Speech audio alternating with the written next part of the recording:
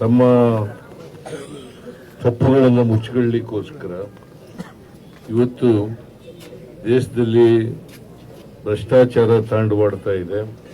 ಆಮೇಲೆ ಹಣದುಬ್ಬರ ತಾಂಡಾಡ್ತಾ ಇದೆ, ನಿರುದ್ಯೋಗ ತಾಂಡಾಡ್ತಾ ಇದೆ. ತೆರಿಗೆ ಯದ್ವಾ ಹಾಕಿ ಅದರಿಂದ ರಾಷ್ಟ್ರವನ್ನ ಇವತ್ತು ಬಹಳ ಸಾಲಗಾರ ರಾಷ್ಟ್ರವನ್ನಾಗಿ ಮಾಡತಕ್ಕಂಥ ಪ್ರಯತ್ನವನ್ನ ಮಾಡಿದ್ದಾರೆ. ಮನಮೋಹನ್ ಸಿಂಗ್ ಅವರು ಪ್ರಧಾನಮಂತ್ರಿ ಆಗಿರುವಾಗ ಈ ದೇಶದ ಸಾಲ 53,11,000 ಕೋಟಿ 53,11,000 ಕೋಟಿ.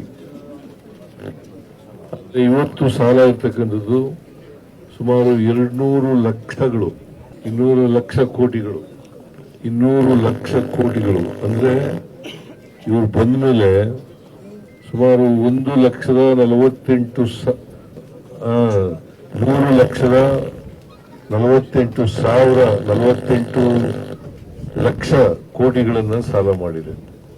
200 ಲಕ್ಷ ಅಂತಂದ್ರೆ ಎಷ್ಟು ನೋಡಿ. ಸ್ವಾತಂತ್ರ್ಯ ಬಂತದಿಂದ 53,11,000 ಸಾಲ ಇದ್ದದ್ದು ದೇಶದ ಮೇಲೆ. ನರೇಂದ್ರ ಮೋದಿ ಅವರು ಬಂದು ಎಷ್ಟು ವರ್ಷ ಆಯ್ತು ಈಗ?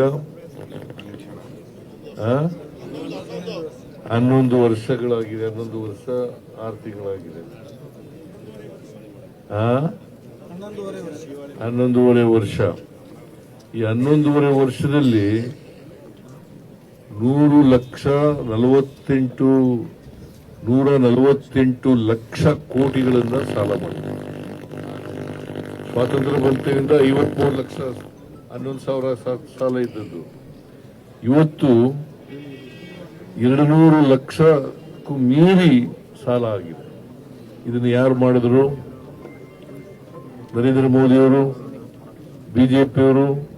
ಇದನ್ನು ಮುಚ್ಕೊಳ್ಳಿಕ್ಕೋಸ್ಕರ 2014ರಲ್ಲಿ ನರೇಂದ್ರ ಮೋದಿಯವರು ಹೇಳಿದ್ರು, ಈ ದೇಶದಲ್ಲಿ ನಿರುದ್ಯೋಗ ತಾಂಡಾಡ್ತಾ ಇದೆ, ಈ ನಿರುದ್ಯೋಗದ ಸಮಸ್ಯೆಗೆ ಪರಿಹಾರ ಕಂಡುಕೊಳ್ಳಲಿಕ್ಕೆ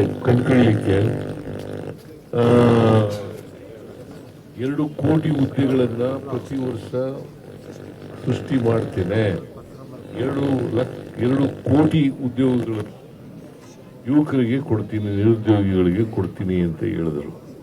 ಮಾಡಕ್ಕಾಗಲಿಲ್ಲ. ವಿದೇಶದಲ್ಲಿರ್ತಕ್ಕಂಥ ಹಣನ ಇಲ್ಲಿ ತಗೊಂಡು ನಾನು ಎಲ್ಲರಿಗೂ ಎಷ್ಟು 1,000 ಕೋಟಿ ಪ್ರತಿಯೊಬ್ಬನ ಅಕೌಂಟ್ಗೂ 15 ಲಕ್ಷ ರೂಪಾಯಿಗಳನ್ನ ಹಾಕ್ಬಿಡ್ತೀನಿ ಅಂತ ಹೇಳಿದ.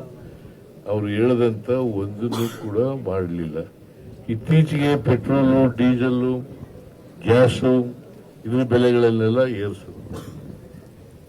ಇವನ್ನೆಲ್ಲ ಯಾರು ಮುಚ್ಚಿಕೊಳ್ಳಿಕ್ಕೋಸ್ಕರವಾಗಿ